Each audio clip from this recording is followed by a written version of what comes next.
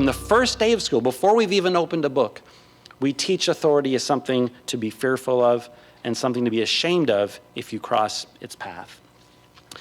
But let's talk about outside the classroom as well, in terms of how we culturally teach and encourage both obedience and apathy. Let's look at architecture first.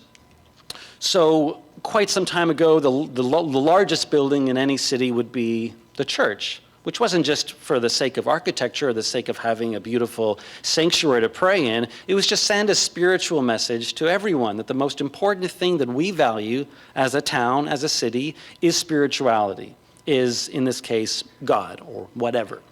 Now, of course, the tallest buildings are most often banks.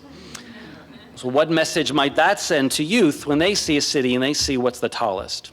We don't do this on purpose, I'm suggesting. It's not a conspiracy, but I don't think we question how the visual cues in public space affect how we feel about what's important and what role we play as individuals. The message that we get by decorating our public squares with commercial signage is that the most important thing we have is commerce. The most powerful entity in our society is businesses.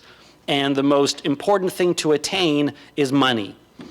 And I think it's an equally dangerous message in terms of its impact on how we feel as people. But one of the things I do want to talk about quickly isn't just how we develop skills of empowerment in a school system, but how we learn how democracy works, because it's very complicated. As someone who spent 20 years trying to navigate City Hall and the Canadian Parliament and legislation and committees and subcommittees and standing councils and budgets, I've realized that I should have learned all this in school. These are the building blocks of democracy, and you can't navigate through a place without a roadmap. And one of the best programs I've seen for teaching civics was in Edmonton and Calgary in the province of Alberta in Canada. And they have something called City Hall School. And what they do is, instead of just teaching a bit of civics in the classroom, they actually take the whole classroom to City Hall. And not for a quick tour. In Toronto, we bring kids into City Hall and we give them a tour about the architecture and who built the building and about the art and the coat of arms, which is this ridiculous symbol of a deer and a moose and a beaver and all these animals that don't live in Toronto. And what they do in Calgary and Edmonton is they bring you in and say, this is your building and this is here for you.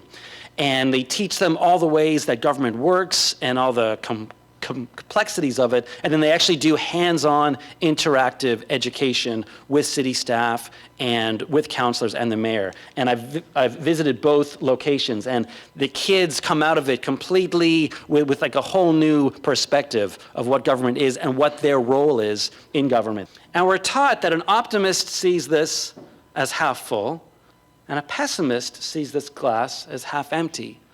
That would only be true in a world where there was no more water and everything was static and you couldn't change anything. Because if I couldn't change this, obviously a more positive person would say, well, it's half full, that's not bad.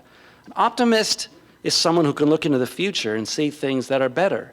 Optimism and pessimism isn't how we measure the present, it's how we measure what we're capable of. So an optimist is someone who sees the glass as potentially being full. Now, which half of the glass did I need to change to make it full? The empty side or the full side? The empty side.